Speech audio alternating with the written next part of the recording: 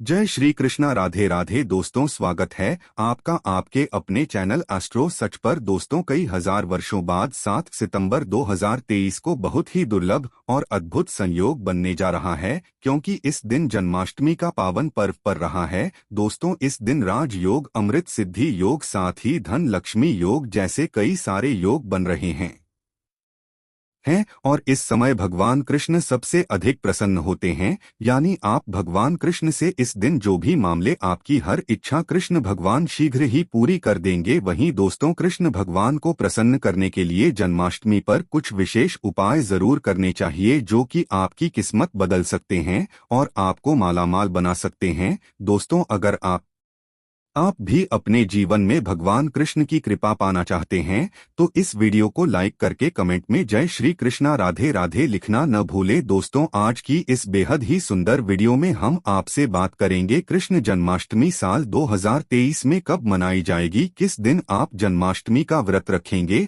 और कृष्ण जन्माष्टमी की पूजा का शुभ मुहूर्त क्या रहेगा।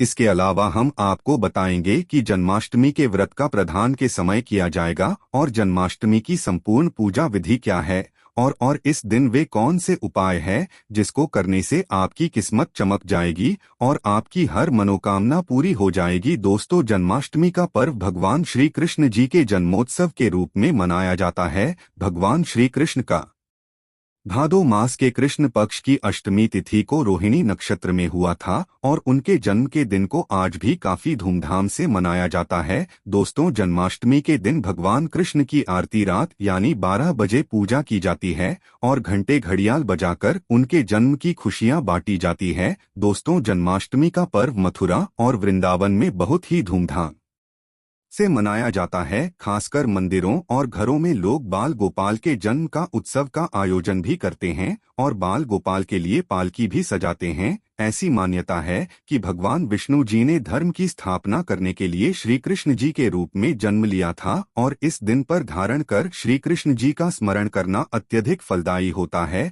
दोस्तों, शास्त्र में जन्माष्टमी के वक्त का राजा भी कहा गया है। भविष्य पुराण में इस वर्ष के संदर्भ में उल्लेख है कि जिस घर में यह व्रत किया जाता है वह अकाल मृत्यु, गर्भपात, दुर्भाग्य तथा कलह नहीं होता है और जो भी इस वर्ग को एक बार कर लेता है में संसार के सभी सुखों को भोगकर विष्णु लोक में निवास करता है। दोस्तों, इस दिन लोग पूरा दिन भर उपवास रखते हैं। आपको बता दें कि जन्माष्टमी का व्रत अष्टमी तिथि से शुरू होता है और इस व्रत का पारण नवमी तिथि में ही करना चाहिए, तब इस वक्त का पूरा फल प्राप्त होता है। और जो लोग इस व्रत को रखें उन्हें सख्तमे की रात में हल्का वह सात्विक भोजन करना चाहिए, साथ ही ब्रह्मचर्य का पालन करना चाहिए। दोस्तों, जन्माष्टमी के व्रत के दिन कुछ लोग निर्जला रहते हैं तो वहीं कुछ लोग फलाहार करके भी इस व्रत को पूरा कर सकते हैं। दोस्तों, जन्माष्टमी के दिन प्रातःकाल जल्दी उठकर स्नान आदि कर स्वच्छ वस्त्र धारण करें। इसके बाद पूर्व या उत्तर दिशा की ओर मुंह करके बैठ जाएं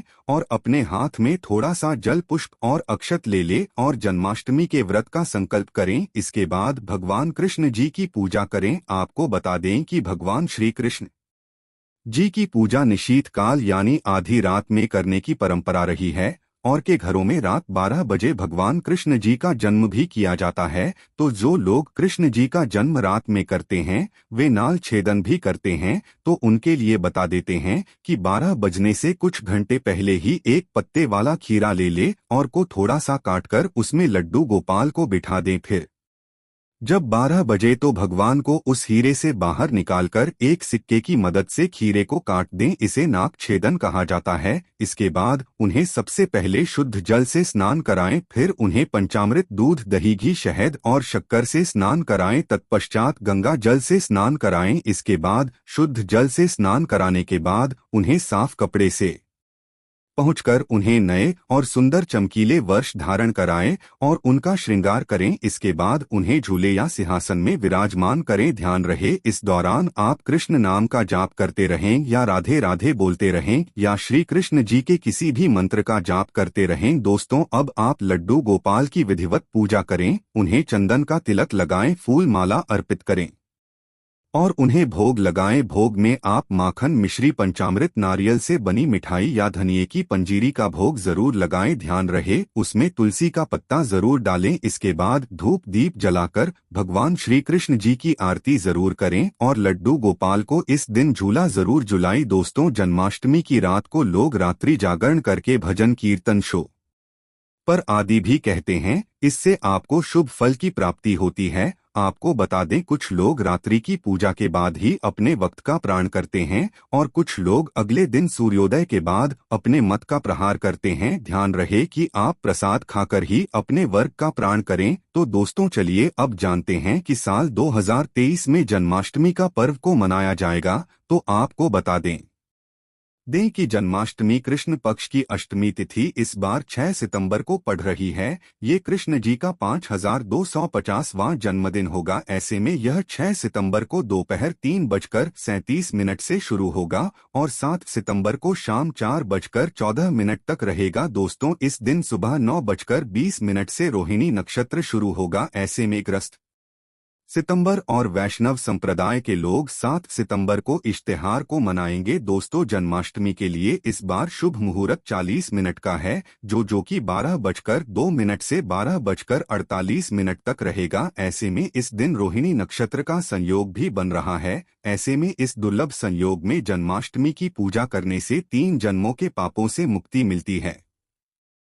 अगर किसी की आत्मा प्रेत योनि में भटक रही है तो उनके नाम से की गई पूजा उनकी आत्मा को मुक्ति प्रदान कराती है। दोस्तों, इस दिन का वक्त निसंतान को भी संतान का सुख देने वाला होता है। ऐसे में इस बार जन्माष्टमी का व्रत करना न भूलें। साथ ही जो इस वक्त को शुरू करना चाहते हैं, इस बार उनके लिए सबसे अच्छा मौका है भगवान श्री कृष्ण की कृपा पाने के लिए। ऐसे में फिर भी इस वक्त को शुरू कर सकते हैं। तो दोस्तों, चलिए अब जानते हैं जन्माष्टमी के व्रत कथा, जिसको पढ़ने या सुनने मात्र से ही सभी लोगों के सारे पाप धुल जाते हैं और सभी मनोकामनाएं पूरी हो जाती है। दोस्तों, स्कंद पुराण के मुताबिक गेटी वंश के राजा उग्रसेन का राज चलता था। उग्रसेन का सबसे बड़ा पुत्र कंस था, जिसकी चचेरी बहन देवकी थी कर अपने ही पिता को जेल में डालकर स्वयं राजा बनकर राज करने लगा। पर दूसरी ओर कश्यप ऋषि का जन्म राजा शूरसेन के पुत्र के रूप में यानी वासुदेव का जन्म हुआ, जो कि आगे चलकर वासुदेव का ब्याह देवकी से संपन्न हुआ। और देवकी को विदा करने के दौरान एक आकाशवाणी होती है,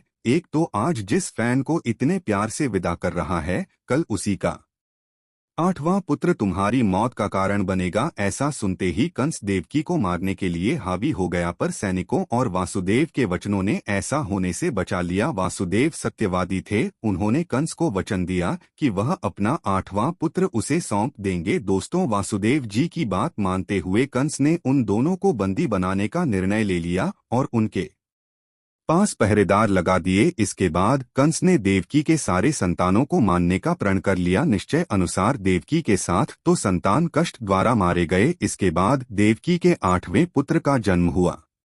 गत माह के कृष्ण पक्ष की अष्टमी तिथि को रोहिणी नक्षत्र के दौरान मध्य रात्रि में भगवान श्री कृष्ण का जन्म हुआ था। बालक के जन्म लेते ही जेल की कोठरी प्रकाश में हो गई। साथ ही एक आकाशवाणी सुनाई दी कि तुम बालों को गोकुल में रह रहे नंद बाबा के यहाँ छोड़ा, वहाँ एक कन्या का जन्म हुआ है, उसे तुम यहाँ ले आओ। ऐसे सुनते ही वासुदेव की हथकड़ियाँ खुल गई। मैं तुरंत एक ट्रक क्रीम श्री कृष्ण को रखकर इसे माथे पर लादे गोकुल की ओर निकल पड़े। रास्ते में यमुना नदी बाल कृष्ण के चरणों को स्पर्श करने के लिए उफान पर आ गई, फिर चरण स्पर्श करते हुए पुनः शांत पड़ गई। इस प्रकार वासुदेव ने अपने पुत्र को यशोदा मैया के बगल में सुलाकर वहां से कन्या लेकर वापस कारागार लौटाए। तत्पश्चात जेल के दरवाजे अपने आप बंद हो गए, उनके हाथों में फिर से हटकर ही लग गई। इसके बाद सारे पहरेदार भी उठ गए और कन्या के रोने की आवाज आने लगी। सूचना मिलते ही ने कारागार से कन्या को लाया और से मारने की कोशिश की, लेकिन मैं आकाश में उड़ गई और बोली, अरे मूर्ख, मुझे मानने से क्या होगा, तुझे मानने वाला पैदा हो चुका है। इसके बाद कर कृष्ण का पता लगाकर उसे मारने का खूब आज क्या कह देते राक्षस भेजे, लेकिन कृष्ण को कोई नहीं मार सका। आथ श्री कृष्ण ने कंस का वध किया और उग्रसेन को पुनः राजा बना दिया गया और इस प्रकार श्री कृष्ण जन्माष्टमी की व्रत कथा पूरी होती है। तो ऐसी मान्यता है कि जन्माष्टमी के दिन कहानी को पढ़ने या सुनने से सारे वटी के पाप धुल जाते हैं, जीवन की हर समस्या का समाधान मिलता है। साथ भगवान का आशीर्वाद भी सदैव बना रहता है। तो दोस्तों अब आगे बढ़ते हैं और आप जानते हैं कि जन्माष्टमी के दिन वह कौन से उपाय है जिसको करने मात्र से आपकी किस्मत चमक जाएगी और आपके सारे अटके हुए कार्य बनते चले जाएंगे। सबसे पहले बात करते हैं, अगर आपके कार्य अटके हुए हैं तो आप कृष्ण जन्माष्टमी के दिन सुबह स्नान ध्यान आदि करने के बाद घर के बाहर गोपाल को नई पोशाक पहनाई, भोग लगाएं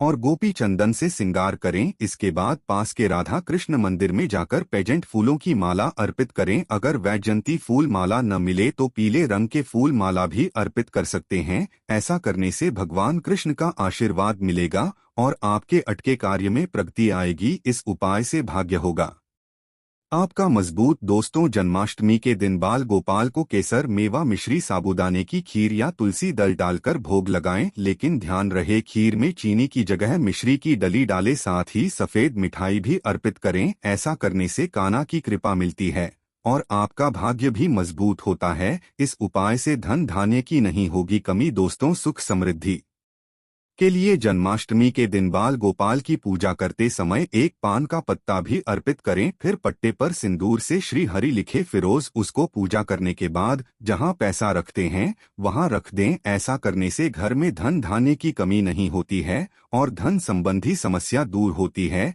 इस उपाय से मिलेंगे आपको शुभ समाचार। दोस्तों निसंतान दंपत्ति जन्माष्टमी दिन गाय और उसके बछड़े की सेवा करें और आशीर्वाद लें। इसके साथ ही गाय और उसके बछड़े की मूर्ति भी लेकर आए और बाल गोपाल के पास मूर्ति को रखकर उसकी पूजा करें। ऐसा करने से भगवान कृष्ण की कृपा जल्द शुभ समाचार सुनने को मिलती है। इसके बाद गाय और बछड़े की मूर्ति को ईशान कोण में रखना आदर्श स्थान माना गया है। इस उपाय से आर्थिक तंगी होगी आपकी दूर। दोस्तों कर्ज की समस्या से अगर आप परेशान हैं तो जन्माष्टमी के दिन दक्षिणवर्ती शंख से भगवान श्री कृष्ण का अभिषेक करें। दक्षिणवर्ती शंख को लक्ष्मी का स्वरूप माना गया है और लक्ष्मी पूजा में शंख के बिना पूजा नहीं होती है। ऐसा करने से आर्थिक तंगी दूर होती है और लक्ष्मी की प्राप्ति होती है। इस उपाय से होगी व्यवसाय में उन्नति। दोस्तों जन्माष्टमी के दिन सुबह शाम 11 बार तुलसी की परिक्रमा करें और घी का दीपक जलाएं। इसके बाद 108 बार ओम नमो भगवते वासुदेवाय मंत्र का जाप करें। साथ ही कपूर जलाकर उस पर थोड़ी सी मिश्री डाल दें और कपूर और मिश्री का हम भी करें। ऐसा करने से नौकरी व्यवसाय में उन्नति होती है।